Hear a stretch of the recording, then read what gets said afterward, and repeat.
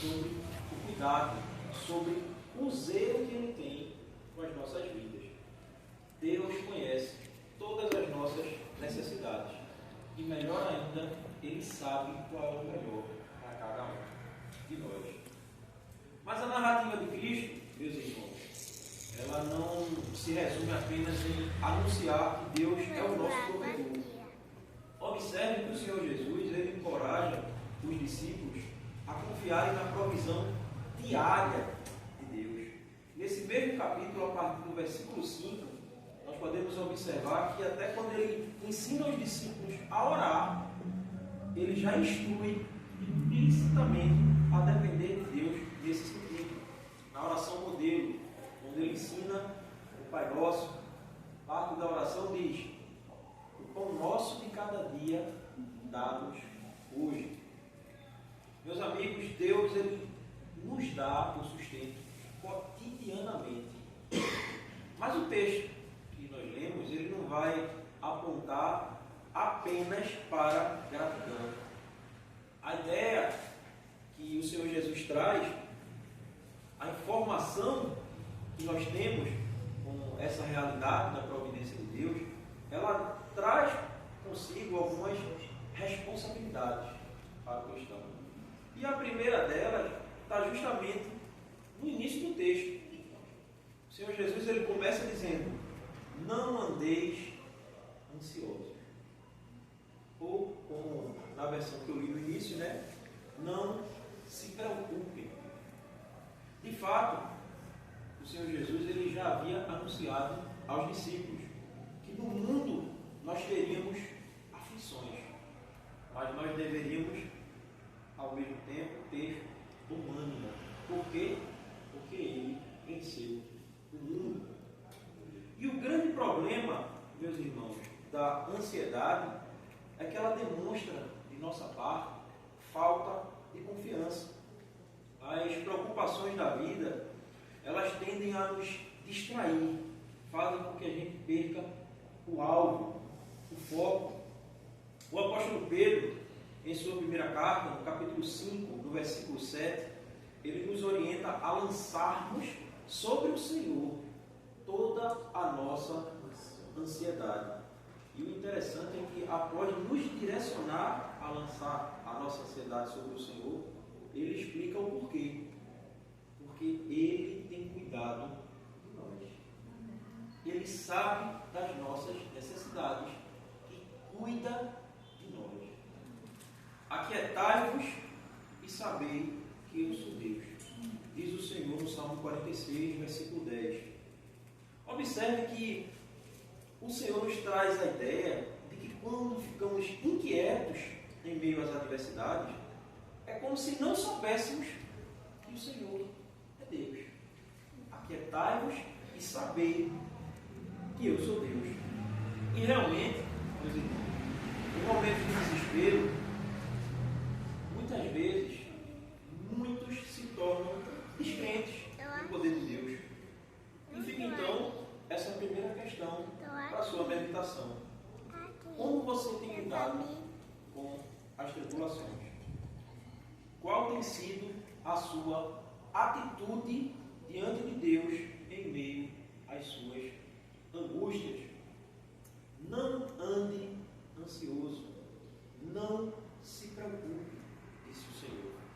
Os gentios, ou na minha versão, os pagãos, é que correm atrás dessas coisas.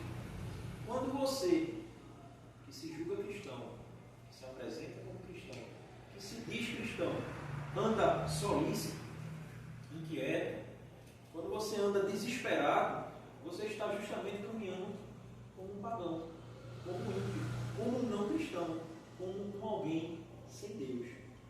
Aquele que se apresenta como crente, mas não confia em Deus, ele faz um desserviço à propagação do Evangelho, pois ele traz até para os descrentes a impressão de que Deus não age mais na sua igreja. O mau testemunho daquele que não confia em Deus traz malefícios, muitas vezes, também para os que já estão dentro do templo, pois o comportamento incrédulo pode até desestimular a fé do outro, a fé do irmão. E normalmente, como até o pastor falou no sermão, normalmente os melhores praticantes são os melhores ouvintes. Dessa mesma forma, aqueles que confiam em Deus são os que normalmente trabalham mais na obra de Deus. Os ansiosos, eles tendem a não participar das atividades da congregação. E quando o fazem, é apenas para fazer críticas não construtivas. E você, meu irmão? Como é que você tem sido na casa do Senhor? Como é que você tem sido na obra de Deus? Você tem se comportado de forma ansiosa ou você tem confiado na provisão de Deus? No texto, nós lemos, Cristo, ele afirma também que nós valemos muito mais do que as aves que Deus sustenta. Nós temos um valor alto para o Senhor. O Senhor nos comprou por um alto preço. Amém. O apóstolo Paulo, ele, de forma retórica, ele pergunta: aquele que não poupou o seu próprio filho, antes por todos nós o entregou, porventura não nos dará graciosamente com ele todas as coisas? Ou seja, se Cristo derramou o seu sangue precioso por nós, como é que não vamos confiar em que Deus vai prover todas as outras coisas? Quando a gente pensa em alto preço, quando falamos, um alto preço foi pago, eu lembro logo dos jogadores de futebol profissional, as transferências bilionárias que nós enxergamos, E o recorde, para quem não sabe, é do jogador brasileiro Neymar Júnior. E em 2017 ele foi transferido do Barcelona para o Paris Saint-Germain por cerca de 222 milhões de euros. É muito dinheiro, né? E o interessante é que, em meio a essas abastadas transações, o fator risco, ele não pode ser excluído. Não tem como prever, não tem como impedir que o jogador, por exemplo, se lesione. Não tem como prever se o jogador vai ter ou não um bom rendimento. Agora tente fazer uma analogia com a sua caminhada cristã. Foi pago um alto preço por sua vida. Foi feito, um grande investimento. E qual tem sido o seu desempenho em campo? Você tem honrado a camisa do seu time? Qual tem sido a sua contribuição para o crescimento do reino de Deus? Como você tem ajudado a sua igreja local a fazer a vontade de Deus? Aquele que não entende o valor pago por sua vida, não confia em Deus. E por essa razão, ele vai sempre agir como um mau investimento. E um bom exemplo disso é a parábola dos talentos, na qual o Senhor Jesus ele destaca justamente um homem que recebeu um talento do seu Senhor e o enterrou. E por isso ele foi chamado de servo mau, negligente e inútil. E você, o que tem feito com aquilo que o Senhor colocou em suas mãos? Como o pastor sempre fala, nem a nossa própria vida nos pertence, pois sabemos que prestaremos contas dela a Deus. A grande questão é como estamos administrando a nossa vida. E a palavra-chave do texto, naquela parte do sermão de Cristo, é prioridade. Essa é a palavra que vai fazer toda a diferença em nossas vidas. Essa é a conclusão do Senhor Jesus. Devemos priorizar o reino de Deus e a sua justiça. Deus deve ter um lugar de honra em nossas vidas. O texto, ele deixa claro que o apego às coisas materiais nos afasta do Senhor. Como foi no caso, por exemplo, do jovem rico, capítulo 19, versículo 22 de Mateus. O amor ao dinheiro ou às coisas materiais é a raiz de todos os males. Foi o que disse o apóstolo Paulo em 1 Timóteo, capítulo 6, versículo 10. Quando não priorizamos o reino de Deus e a sua justiça, evidenciamos a nossa incredulidade, evidenciamos a nossa negligência, evidenciamos a nossa inutilidade no reino de Deus.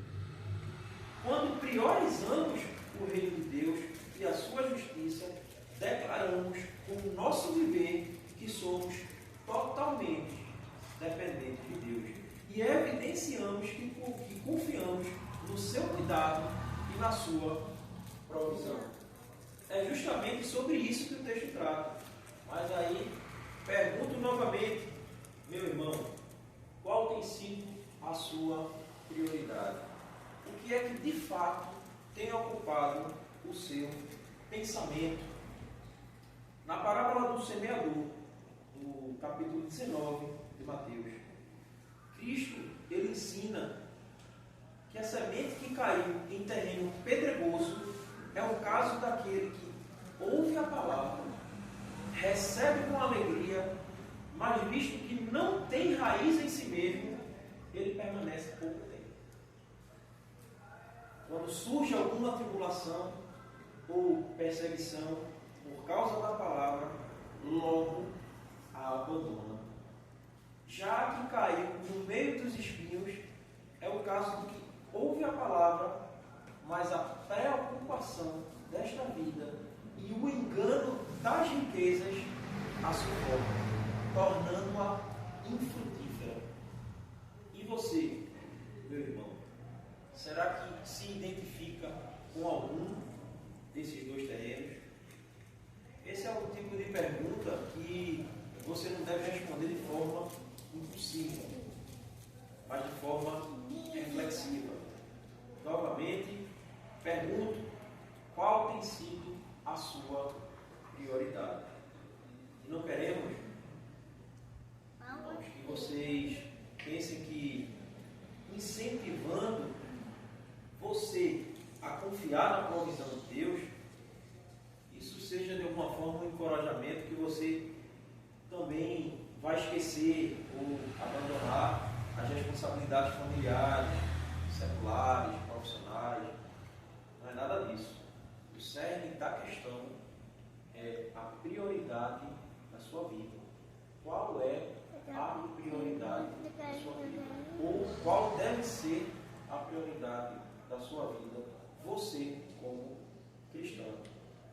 O texto destaca que Deus, ele proporciona o nosso meio de sustento. Observe que o Deus que alimenta os pássaros, ele não atira comida dentro do ninho. Deus, ele provê as nossas necessidades, mas ele também requer de nós esforço e dedicação. No suor do teu rosto comerás o teu pão. Foi o que Deus determinou ao homem após a sua queda. Crer na provisão de Deus não significa acomodar-se, como se Deus passasse a nos servir. Até o próprio Cristo teve ofício. Se entende historicamente que ele teve ofício de carpinteiro, por até uma questão familiar.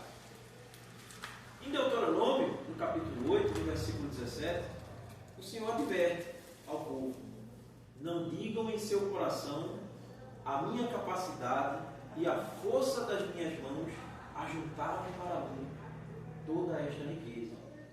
mas lembrem-se do Senhor, o seu Deus, pois é Ele que dá a vocês a capacidade de produzir riqueza, confirmando a aliança que jurou aos seus antepassados, conforme hoje se vê. Amém. Meus irmãos, tenhamos sempre em mente que é Deus que provém o nosso meio de sustento. É Ele quem provê todas as nossas necessidades. Mas algo curioso sobre a conclusão do texto é que Deus promete nos dar tudo aquilo que precisamos, não tudo aquilo que queremos. Eu já ouvi por diversas vezes pessoas falarem que devemos buscar primeiro o reino de Deus e a sua justiça. E aí está tudo certo. E todas as coisas serão acrescentadas. Mas observe que o texto, ele fala, todas estas coisas serão acrescentadas. Ou seja, se referindo justamente às necessidades que ele tinha citado anteriormente. Repito, Deus promete nos dar tudo o que precisamos e não tudo o que queremos. Confie na provisão de Deus e esteja certo de que Ele vai suprir todas as suas necessidades. Confie na provisão de Deus, assim como Daniel na cova dos leões e os seus amigos na fornalha. Confie no Senhor quando tudo parecer contrário. Confie no Senhor quando a guerra aparentar estar perdida. Confie no Senhor em todos os momentos. Quando alguém se encontra gravemente enfermo, é comum nós ouvirmos a frase, né? Nesse caso, só Deus. É muito comum a gente ouvir isso e muitas vezes nós mesmos falamos isso. Mas para o cristão, Deus ele não é o último recurso. Até porque Deus está no controle de todas as coisas. Amém. Tudo que acontece está no controle de Deus. Para o cristão, em qualquer caso, é só Deus. Porque é em Deus que o cristão confia e não em outro meio. Então, quando a gente erroneamente fala, nesse caso, só Deus, não está errado na palavra, mas está errado no entendimento. Porque em todo e qualquer caso, para o cristão, é só Deus. É Deus quem está no controle de todas as coisas. É por meio de Cristo que nós podemos ter aquela certeza de que todas as coisas contribuem juntamente para aqueles que amam a Deus. Tudo opera para o nosso bem. Tudo contribui juntamente, porque Deus está no controle de todas as coisas. Confie na provisão de Deus, assim como Abraão, que quando foi provado por Deus, ao levar seu filho para oferecê-lo em sacrifício, sendo questionado por ele sobre a ausência de um cordeiro, ele respondeu: Deus proverá para si um cordeiro. A experiência de Abraão foi tão tremenda que ele nomeou aquele local de Jeová Jireh, que significa o Senhor proverá. Abraão, como pai da fé, profetizou a boa notícia do Evangelho. Deus proverá para si o cordeiro. E meus irmãos, aqui está justamente o Evangelho revelado. Charles Spurgeon, o pregador do século XVIII, em um dos seus sermões, ele certa vez disse algo que eu achei tremendo. Se você não confia em Cristo nos problemas cotidianos, como se atreve a dizer que confia nele para a salvação? Saiba, meu amigo, que o seu maior problema é o seu pecado. E Cristo, ele é justamente a provisão de Deus para esse problema. E nada vai adiantar, meus irmãos, abandonar vícios, ir para a igreja, adquirir bons costumes, se Deus não for o único provedor da na sua salvação. Com certeza, alguém que não tem a Deus para recorrer deve andar preocupado, deve ficar angustiado, sem expectativas. Mas aqueles que confiam em Cristo como provisão de Deus, contemplam os seus pecados sendo perdoados. Aquele que está em Cristo, ele confia na graça de Deus e somente nela. Não há outro caminho para Deus. Deus proveu para si o Cordeiro que tira o pecado do mundo. E esse é o convite da graça. Confie na provisão de Deus e você será salvo. Talvez, mesmo na igreja, já há algum tempo, você tenha vivido como alguém sem Deus, alguém que se desespera por qualquer coisa, algum como um pagão, como diz o texto, né? Como um gentio, como alguém que não conhece a Deus. Alguém que, ao invés de confiar na provisão de Deus, confia em si mesmo. E por isso, eventualmente, se frustra. Por isso, eventualmente, se entristece. Por isso, eventualmente, anda angustiado.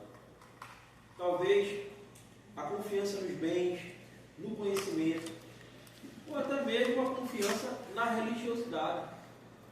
Confiança por já ter um certo tempo de igreja. Talvez isso tenha levado você a se julgar autossuficiente. E sem perceber, você está caminhando distante de Cristo. Talvez você não tenha percebido a importância da morte de Cristo. E talvez você por isso esteja vivendo como um mau investimento, vivendo de forma acomodada. Mas para todos nós, a advertência é a mesma. Confie em Cristo, pois Ele é a provisão de Deus para o perdão dos pecados. Não fique ansioso, disse o Senhor Jesus. Não fique preocupado. Não se inquiete com o dia de amanhã. Todos os dias você será provado. Todos os dias você será tentado a não confiar mais em Deus. A cada dia o cristão ele enfrenta uma batalha diferente. Como popularmente se diz, todo dia a gente sai de casa para matar um leão, para enfrentar um leão. Mas a vitória é justamente priorizar o reino de Deus. Busque as coisas lá do alto e com elas ocupe o seu pensamento. As suas necessidades, meus irmãos, serão supridas. Todas estas coisas serão acrescentadas. Mas saiba, onde estiver o seu tesouro, ali vai estar o seu coração. Diz o Senhor. Confie na provisão de Deus. Esse foi o tema da nossa mensagem. Eu espero, meus irmãos, que vocês